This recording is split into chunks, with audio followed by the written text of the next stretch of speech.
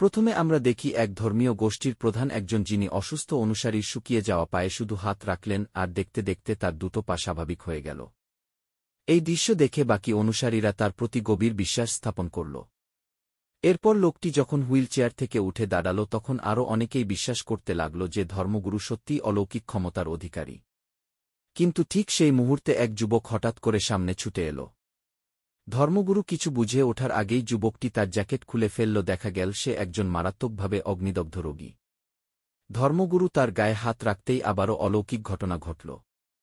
আগুনে ঝলসে যাওয়া তার ক্ষতচিহ্নগুলো ধীরে ধীরে উধাও হয়ে গেল। এই দৃশ্য দেখে অনুসারীরা আনন্দে আত্মহারা হয়ে গেল, কিন্তু এই আপাতদৃষ্টিতে অলৌকিক ঘটনার পেছনে ছিল এক গোপন রহস্য। একটি অঙ্গ প্রতিস্থাপন কেন্দ্র। কিছুদিন আগে হাতে অদ্ভুত ট্যাটু আঁকা একজন লোক আত্মহত্যা করেছিল।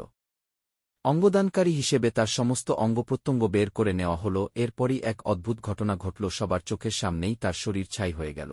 তার হৃৎপিণ্ড পেল ছোট্ট মেয়ে শিও-ওয়ান। অপারেশনের পর তার শরীরে কোনো রকম প্রত্যাখ্যানের লক্ষণ দেখা গেল না, যা দেখে ডাক্তার অবাক হলেন। কিন্তু শিও-ওয়ানের অস্বাভাবিকতা শুধু এখানেই সীমাবদ্ধ ছিল না। সে এক জায়গায় ৩৬০ ডিগ্রি ঘুরে স্যান্ডব্যাগকে আঘাত করতে পারত, এক নিমিষে দ্রুত দৌড়াতে পারত, এক লাফে পুরো শহরের উপর থেকে সবকিছু দেখতে পারত, এবং এমনকি একটি সম্পূর্ণ ভরা ট্রাকও তুলতে পারত। খুব তাড়াতাড়ি তারই ক্ষমতা দেখানোর ভিডিওগুলো অনলাইনে ছড়িয়ে পড়ল। লম্বা চুলওয়ালা একজন পুরুষ, যে তার জ্যাকেটে লেখা কিছু দেখে বুঝতে পারল সে শিও-ওয়ানের বাবাকে খুঁজে বের করল, যিনি একজন তাইকোয়ান্ডো প্রশিক্ষক।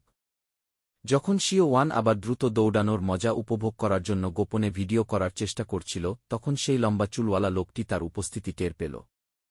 সে শিও-ওয়ানকে তাড়া করল এবং তাকে পুলিশে ধরিয়ে দেওয়ার কথা বলল। শিও-ওয়ানের অতিশক্তির কাছে সেই লম্বা চুলওয়ালা লোকটি পেরে উঠল না। তবে মারামারির এক পর্যায়ে শিও-ওয়ানের কবজির ট্যাটু দেখে লোকটি তাকে ছেড়ে দিল, কারণ লোকটি দেখল যে তার হাতেও একই রকম ট্যাটু আছে। জানা গেল শিও-ওয়ান হৃৎপিণ্ড প্রতিস্থাপনের পর এই শক্তি পেয়েছে, যা তাকে হাল্কের মতো শক্তি এনে দিয়েছে, আর লম্বা চুলওয়ালা লোকটি সেই একই মৃত ব্যক্তির ফুসফুস পেয়েছে। শিও-ওয়ান কৌতূহলবশত জিজ্ঞাসা করল যে তার কি ক্ষমতা আছে। লোকটি লম্বা একটা শ্বাস নিয়ে সামনে ফু দিল, সাথে সাথে পুরো রাস্তায় ধুলোঝড় শুরু হয়ে গেল। তারা জানতে পারল যে একজন অঙ্গদানকারীর অঙ্গছায়াজনকে প্রতিস্থাপন করা হয়েছে। হৃৎপিণ্ড, ফুসফুস, যকৃত, কিডনি, কর্নিয়া এবং অগ্ন্যাশয়। এর মানে শিও-ওয়ান এবং লম্বা চুলওয়ালা লোকটি ছাড়াও আরও ৪ জন দক্ষিণ কোরিয়ায় এই অলৌকিক ক্ষমতার অধিকারী হয়েছে। বাকি সঙ্গীদের খুঁজে বের করার জন্য তারা দুজনে জাতীয় অঙ্গ প্রতিস্থাপন স্পোর্টস টুর্নামেন্টে যোগ দিল। ৪০০ মিটার রিলে রেসে শিও-ওয়ান তার হৃৎপিণ্ড দলকে নিয়ে সহজেই জয়ী হল এবং পুরস্কার হিসেবে একজোড়া নাইকি জুতো পেল। এই সময়ে ইয়াকুল্ট পান করা এক মহিলা তাদের কাছে এল। তারা তাদের নীতি অনুযায়ী ইয়াকুল্ট পান করা সেই মহিলার দুপাশের কবজি পরীক্ষা করল। কোনো ট্যাটু না দেখে তারা আর বেশি কিছু বলল না, কিন্তু যখন ইয়াকুল্ট পান করা মহিলাটি জুতো পরীক্ষা করার জন্য বসল, তখন তার পিঠের নিচের দিকে একই ধরনের বৃত্তাকার চিহ্ন দেখতে পেল। তারা তৎক্ষণাৎ নিশ্চিত হল যে সেই তাদের দলের একজন। তবে জিজ্ঞাসাবাদের জবাবে মহিলাটি বলল যে অঙ্গ প্রতিস্থাপনের পর সে শুধু একটু বেশি সুন্দর হয়েছে। যখন তারা কিভাবে তার ক্ষমতা জাগানো যায় তা নিয়ে আলোচনা করছিল, তখন হঠাৎ এক হোটেলের আলো জ্বলে উঠল। এটা ছিল এক সানগ্লাস পরা যুবকের কৌশল। সে এক লহমায় একজন অসাধারণ হ্যাকারে পরিণত হয়েছিল। সঙ্গে সঙ্গে সে সেখানে উপস্থিত সবার তথ্য বলে দিল। ইয়াকুল্ট পান করা মেয়েটি যে কখনো প্রেম করেনি সে কথাও সে বলে দিল। এইরকম ব্যক্তিগত তথ্যের খোঁচায় লম্বা চুলওয়ালা লোকটি অস্বস্তি বোধ করল।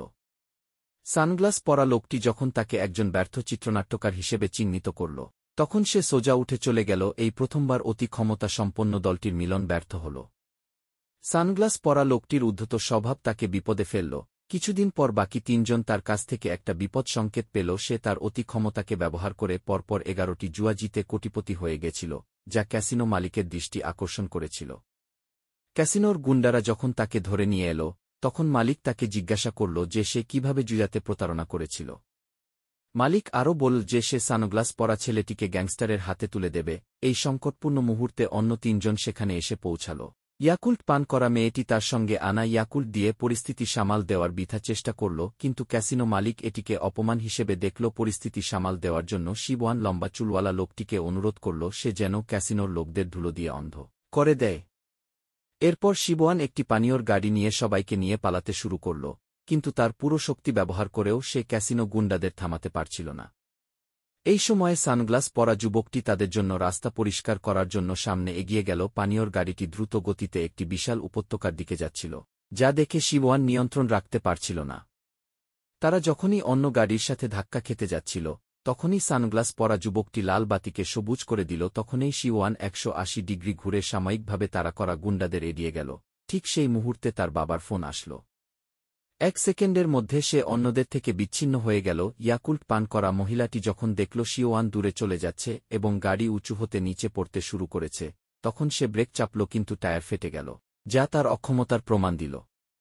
ভাগ্যক্রমে শেষ মুহূর্তে শিওয়ান শক্ত করে পানীয়র গাড়িটি ধরে ফেলল। ক্যাসিনোর সেই গাড়িটি আবার তাদের পিছু নিল। ইয়াকুল্ট পান করা মহিলাটির দুর্বল আক্রমণের পর লম্বা চুলওয়ালা লোকটি তার অতিশক্তির নতুন ব্যবহার আবিষ্কার করল। সেই ইয়াকুল্ট বোতলগুলোকে একের পর এক সামনে ছুঁড়ে মারতে থাকে। এতে ক্যাসিনো গাড়িটির সামনের সানগ্লাসটি ঝাপসা হয়ে যায়। এতে তাদের দেখতে বাধার সৃষ্টি হয় এবং অবশেষে তারা পালিয়ে যেতে সক্ষম হল। নিরাপদে জায়গায় পৌঁছানোর পর লম্বা চুলওয়ালা লোকটি সানগ্লাস পরা যুবকের সাথে বন্ধুত্ব করার চেষ্টা করল।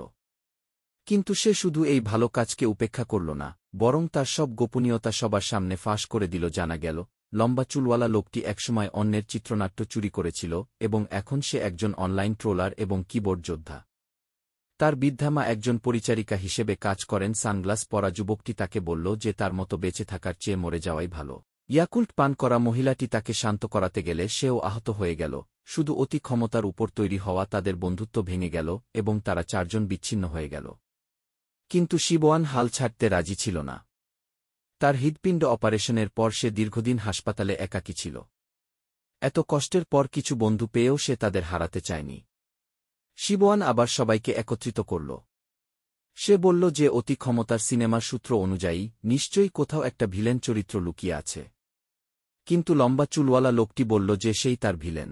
সে বলল তার বন্ধুর সাথে একটা চিত্রনাট্য লেখার পর তার বন্ধু তাকে সেটা নকল করার জন্য অভিযুক্ত করেছিল। এর ফলে সে গুরুতর বিষণ্ণতায় ভুগেছিল এবং অনলাইনে ট্রোলার হিসেবে নিজের হতাশা প্রকাশ করত। সে আরও বলল যে তার ক্ষমতা খুবই সাধারণ এবং সে কখনো হিরো হতে পারবে না। ইয়াকুল্ট পান করা মহিলাটি ও আগের মতো আর উৎসাহী ছিল না, আর সানগ্লাস পরা যুবকটি যকৃত প্রতিস্থাপন করা ব্যক্তির খোঁজ পেলেও সে আর তা অনুসরণ করতে চায়নি। যখন অতি ক্ষমতার দলটি ভেঙে যাওয়ার মুখে, তখন একটি জীবনের খোঁজ তাদের আলোচনাকে থামিয়ে দিল। একটি কারখানায় বিস্ফোরণ হয়েছে।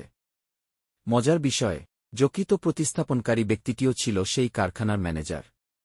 তার ক্ষমতা ছিল অন্যের আঘাতকে নিজের শরীরে স্থানান্তর করা, আর সে শুধু এক চুমুক পানি খেলেই সে সুস্থ হয়ে যেতে পারত। বিস্ফোরণের পর সে প্রথম কাজটি করেছিল কর্মীদের সরিয়ে নেওয়া। এরপর সে আর একজন কর্মীকে খোঁজা শুরু করল যে আটকে গিয়েছিল। সে সেই আটকে পড়া যুবককে খুঁজে পেলেও কারখানার ফায়ারপ্রুফ দরজা বন্ধ হয়ে গিয়েছিল, আর দ্বিতীয় বিস্ফোরণের পর সেই যুবক প্রায় মৃত হয়ে গিয়েছিল। ঠিক সেই মুহূর্তে সানগ্লাস পরা যুবকটি এক আঙ্গুলের টোকায় দ্বিতীয় ফায়ারপ্রুফ দরজাটি খুলে দিল। এরপর সে তার শক্তি ব্যবহার করে আহত ব্যক্তির অবস্থান খুঁজে নিল। আহত ব্যক্তিটি ভারী কিছুর নিচে চাপা পড়েছিল। শিওয়ান লম্বা চুলের লোকটিকে একটি চলমান অক্সিজেন ট্যাঙ্ক হিসেবে ব্যবহার করে এবং ধোঁয়াচ্ছন্ন কর্মশালায় ঢুকে পড়ল। তারা দুজনে যখন আহত ব্যক্তিকে উদ্ধার করল, তখন সানগ্লাস পরা যুবকটি আবার ফায়ারপ্রুফ দরজা বন্ধ করে দিল। ততক্ষণে আহত ব্যক্তিটি প্রায় অচেতন। ম্যানেজারকে তখন সবার সামনে তার অতি ক্ষমতা দেখাতে হল। এরপর সে ক্লান্ত হয়ে মাটিতে পড়ে গেল। ম্যানেজার যখন পানি খুঁজছিল, তখন সবাই সানগ্লাস পরা যুবকটিকে পানি আনতে পাঠাল। সানগ্লাস পরা যুবকটি চলে যাওয়ার পর ম্যানেজারের অবস্থা আরও খারাপ হতে লাগল। ইয়াকুল্ট পান করা মহিলাটি অস্থির হয়ে লম্বা চুলের লোকটির হাত ধরল। তখনই এক অদ্ভুত কালো ট্যাটু তাদের তিনজনকে সংযুক্ত করল। এরপর তাদের দুজনের জীবনীশক্তি ম্যানেজারকে দেওয়া হল। ম্যানেজার দ্রুত সুস্থ হয়ে উঠল। দেখা গেল, ইয়াকুল্ট পান করা মহিলাটির ক্ষমতা ছিল স্থানান্তর। হঠাৎ পুরো কারখানা কেঁপে উঠল এবং তৃতীয় বিস্ফোরণ ঘটল। পানি খুঁজতে যাওয়া সানগ্লাস পরা যুবকটি ফায়ারপ্রুফ দরজায় আটকা পড়ল। আহত ব্যক্তিকে নিরাপদে বাইরে আনার পর লম্বা চুলের লোকটি আবার ভিতরে গেল সানগ্লাস পরা যুবককে খুঁজতে। সানগ্লাস পরা যুবকটি যেখানে শ্বাস নিতে পারছিল না, সেখানে সে স্বাভাবিকভাবে চলাফেরা করতে পারছিল। এরপর সে তার মুখে অক্সিজেন ঢুকিয়ে দিল। সানগ্লাস পরা যুবকটি খুব খুশি হল। অবশেষে সে তাকে নিরাপদে বাইরে নিয়ে এলো। তাদের মধ্যকার পুরনো ঝগড়া মিটে গেল। এরপর অতি ক্ষমতার দলটি একটি ক্যাসিনোতে মিলিত হইল। তারা জানতে পারল যে ম্যানেজার সাইসেন নামের একটি ধর্মীয় গোষ্ঠীর অনুসারী। সে স্বেচ্ছায় সাইসেন গ্রুপের জন্য অতিরিক্ত সময় কাজ করত এবং বেশি অর্থ উপার্জনের জন্য ড্রাইভার হিসেবেও কাজ করত। যাতে সে ধর্মগুরুর ওখানে আরও বেশি অর্থ দান করতে পারে, কিন্তু সে জানত না যে সেই ধর্মগুরুই ছিল অগ্ন্যাশে প্রতিস্থাপনকারী। শোষণ নামক ক্ষমতা পাওয়ার পর তার ছোট ভাই যখন তার সাথে ঝামেলা করতে এলো, তখন সে তাকে টেনে এক বৃদ্ধে পরিণত করল আর নিজে যুবক হয়ে গেল। একদিন ম্যানেজার ধর্মগুরুর সাথে দেখা করল এবং দুর্ভাগ্যবশত তার হাতের ট্যাটু দেখে ফেলল। ধর্মগুরু যখন নিশ্চিত হল যে ম্যানেজারও অঙ্গ প্রতিস্থাপন করেছে, তখন তার মাথায় একটা খারাপ পরিকল্পনা এলো যে সব অঙ্গ নিজের শরীরে প্রতিস্থাপন করে নিজেকে এক সর্বশক্তিমান ঈশ্বরে পরিণত করা। খুব তাড়াতাড়ি ম্যানেজারকে অপারেশন থিয়েটারে আনা হল, কিন্তু প্রথম ধাপেই সমস্যা দেখা দিল। তার যকৃতের পচন ক্ষমতা এত বেশি ছিল যে তার উপর মারাত্মক পরিমাণ অ্যানেস্থেসিয়াও কাজ করছিল না। ধর্মগুরু তাকে সরাসরি শোষণ করার কথা ভাবল, কিন্তু দেখল যে সে একই ধরনের ক্ষমতার মানুষের উপর তা ব্যবহার করতে পারে না। তাই ম্যানেজারকে তার পেট চিরে অপারেশন করা হল। যকৃত পাওয়ার পর ধর্মগুরু 20 বছর বয়সী যুবকে পরিণত হল, এমনকি তার নিজের মেয়ে থেকেও কম বয়সে দেখাচ্ছিল। তার দাঁতগুলো নতুন করে গজিয়ে গেল। দ্বিতীয় শিকার ছিল সানগ্লাস পরা যুবকটির। অপারেশনের সময় সে খুব ছটফট করছিল, তাই তার শুধু একটি চোখ প্রতিস্থাপন করা সম্ভব হয়েছিল। সৌভাগ্যক্রমে তার পায়ের আঙ্গুল বাঁধা ছিল না। সে তার ঠিকানা শিওয়ানকে পাঠাল, তবে শিওয়ানের অবস্থাও খারাপ ছিল। সাইসেন গ্রুপর লোকেরা তাকে রাস্তা আটকে দিয়েছিল। এবার মেয়ের সুরক্ষার জন্য তার বাবা তাইকোয়ান্ডো চ্যাম্পিয়ন হিসেবে তার পরিচয় দেয়। শিওয়ান তখন বাধ্য হয়ে চেয়ার লিটার হিসেবে কাজ করতে শুরু করল, কিন্তু বয়স বেড়ে যাওয়ায় তার বাবা আর আগের মতো শক্তিশালী ছিলেন না। শিওয়ান তাড়াতাড়ি বাবাকে সাহায্য করতে এগিয়ে গেল, এমনকি যদি সবাই একসাথে তাকে আক্রমণও করত, তবুও সে সহজে তাদের থামাতে পারত এবং দুজনকে অনেক দূরে ছুড়ে মারতে পারত। এই ঘটনার পর বাবা তার মেয়ের ক্ষমতা সম্পর্কে জানতে পারল শিওয়ান, এবং তার বাবা দ্রুত সাইসেন গ্রুপে পৌঁছে গেল। একই সময় ধর্মগুরু একটি বড় ধর্মীয় অনুষ্ঠান পরিচালনা করছিল। সে তার ধর্মমতবাদ অনুযায়ী একটি নতুন শরীর পেয়েছে। এরপর সে তার সদ্য পাওয়া নিরাময়ের ক্ষমতা দেখাতে শুরু করল। সে একজন লোকের পায়ে তার ক্ষমতা প্রয়োগ করল এবং 20 বছর ধরে পঙ্গু লোকটি আবার হাঁটতে শুরু করল। এরপর সে একজন অগ্নিদগ্ধ ব্যক্তির সব পোড়া দাগ নিজের শরীরে স্থানান্তর করল। এই দৃশ্য দেখে অনুসারীরা পুরোপুরি উন্মাদ হয়ে গেল। তারা তাদের সমস্ত সম্পদ সাইসেন গ্রুপকে দান করতে চাইল। হঠাৎ ধর্মগুরু শিওয়ান এবং তার বাবাকে দেখতে পেল। এরপর সে লিফট দিয়ে তাদের কাছে এলো। ঠিক সেই মুহূর্তে লম্বা চুলওয়ালা লোকটি এবং ইয়াকুল্ট পান করা মহিলাটিও সেখানে চলে আসল। সানগ্লাস পরা যুবকটি আটকা পড়ার আগে তাদের মুক্ত করেছিল। ধর্মগুরুর কার্যকলাপ শোনার পর শিওয়ান এবং তার বাবা প্রথমে এগিয়ে গেল, কিন্তু ধর্মগুরু তাকে এক ঘুষিতে আঘাত করল। শিওয়ান তাকে যথাসময় ধরে ফেলল। এখন ধর্মগুরুর ক্ষমতা শিওয়ানের মতো হয়ে গিয়েছিল। এটি ছিল অতি ক্ষমতা সম্পন্নদের মধ্যেকার একটি লড়াই। শুরুতে ধর্মগুরু পিছিয়ে থাকলেও খুব তাড়াতাড়ি সে যুদ্ধের ছন্দে মানিয়ে নিল। যখন শিওয়ানের বাবা প্রায় হেরে যাচ্ছিলেন, তখন ইয়াকুল্ট পান করা মহিলাটি তার ক্ষমতা ব্যবহার করল। সে শিওয়ানের শক্তি লম্বা চুলের লোকটির কাছে স্থানান্তর করল। আঘাত পাওয়ার পর ধর্মগুরু পানি খেয়ে সুস্থ হতে চাইল, কিন্তু লম্বা চুলের লোকটি তার মুখের দিকে ফু দিয়ে তার পানি উড়িয়ে দিল। পরের মুহূর্তেই দেখা গেল ধর্মগুরু সানগ্লাস পরা যুবকের ক্ষমতা ব্যবহার করছে। সে লম্বা চুলের লোকটিকে এক চটকানে অজ্ঞান করে দিল। যখন সে ইয়াকুল্ট পান করা মহিলাটির উপর তার ক্ষমতা ব্যবহার করতে চাইল, তখন ভুলবশত তার ট্যাটু মেয়েটির পিঠের নিচের অংশে লেগে গেল। তখন তার সামনে কিছু অদ্ভুত বিভ্রম দেখা দিচ্ছিল। জানা গেল ইয়াকুল্ট পান করা মেয়েটির ক্ষমতা ঈশ্বর হবার মূল চাবিকাঠি। তার মাধ্যমে অন্যদের ক্ষমতা অর্জনের জন্য ধর্মগুরু তাকে নিজের দলে টানতে চাইল। সে তাকে একটি ইয়াকুল্ট কোম্পানি খুলে দেওয়ারও প্রতিশ্রুতি দিল। ঠিক সেই মুহূর্তে সানগ্লাস পরা যুবকটি এবং ম্যানেজার সেখানে পৌঁছাল। ম্যানেজার তখন তার একটি চোখ ঠিক করে দিয়েছিল। এই সময় শিওয়ান এক ঘুষিতে ধর্মগুরুকে মেরে ফেলল। যকৃত না থাকার কারণে ম্যানেজার প্রায় মৃত্যুর মুখে চলে গিয়েছিল। সবাই ইয়াকুল্ট পান করা মেয়েটির মাধ্যমে নিজেদের জীবনীশক্তি তাকে স্থানান্তর করল এবং তাকে বাঁচিয়ে তুলল। ম্যানেজার তখন বুঝতে পারল যে তার আগের বিশ্বাস সব ছিল মিথ্যে। সাইসেন ধর্মগুরুরা ছিল একদল প্রতারক, যারা বিশ্বাসকে ব্যবহার করে টাকা কামাত।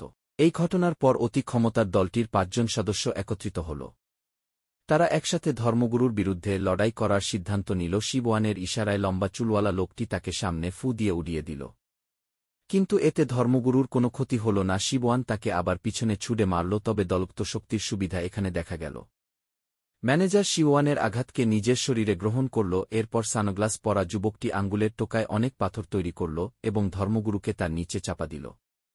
কিন্তু এতেও ধর্মগুরু হাল ছাড়ল না। সে একটি বড় বিস্ফোরণ ঘটাল। এর ফলে পুরো স্টেডিয়ামের ভিতরে তীব্র কম্পন শুরু হল। স্টেডিয়ামের মেঝেতে জোড়া রাখা মূর্তিগুলো ভেঙে পড়ল। বৈদ্যুতিক তার থেকে আগুনের ফুলকি বের হচ্ছিল, যা একটি বিশাল বিস্ফোরণ ঘটাতে পারছিল। এই বিস্ফোরণ যে কোনো মুহূর্তে ঘটতে পারছিল। কিন্তু উত্তেজিত অনুসারীরা এর কোনো কিছুই টের পেল না। ধর্মগুরু অনুসারীদের জীবনের পরোয়া করছিল না, কারণ সে বিশ্বাস করত যে একবার সব অঙ্গ নিজের শরীরে প্রতিস্থাপন করে ঈশ্বর হয়ে গেলে পুরো পৃথিবীর অনুসারীরা সাইসেন ধর্মের দিকে আসবে। সে একটি জলাধারে হাত রাখল এবং পানি শোষণ করে তার সব আঘাত সেরে নিল। এরপর সে আবার 5 জনের দিকে আক্রমণ করার জন্য ছুটে গেল। এক মুহূর্তে 5 জন থেকে কেবল ইয়াকুল্ট পান করা মহিলাটি বেঁচে ছিল, যার কোনো লড়াই করার ক্ষমতা ছিল না। সে ভান করল যেন সে ধর্মগুরুকে তার ক্ষমতা স্থানান্তর করতে চায় এবং এগিয়ে গিয়ে তার হাত ধরল। তার পিছনে বাকিরা একটি সারিতে দাঁড়িয়েছিল। এবার সে সবার ক্ষমতা শিওয়ানের শরীরে স্থানান্তর করল। এরপর শিওয়ান এক ঘুষিতে ধর্মগুরুকে মাটিতে লুটিয়ে দিল। সাময়িকভাবে প্রধান ভিলেনকে পরাজিত করার পর স্টেডিয়ামের মূর্তিগুলো পুরোপুরি ভেঙে পড়ার মুখে ছিল। সাদা রঙের বিদ্যুৎ একটি বিশাল বিস্ফোরণ ঘটানোর প্রস্তুতি নিচ্ছিল।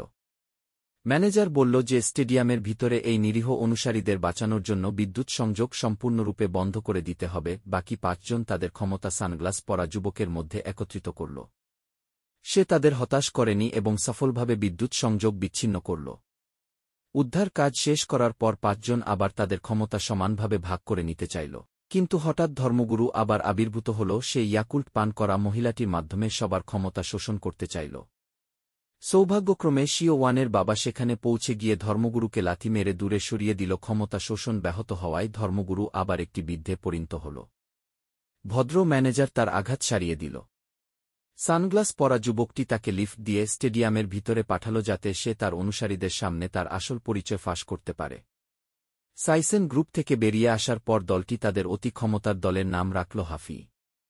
ভবিষ্যতে আরও মানুষকে বাঁচানোর পরিকল্পনা করল। এখানেই সিনেমাটি শেষ হয়ে যায়। সিনেমাটি কেমন লাগলো কমেন্ট করে জানাবেন আর লাইক সাবস্ক্রাইব করে পাশে থাকবেন। Thank you for watching.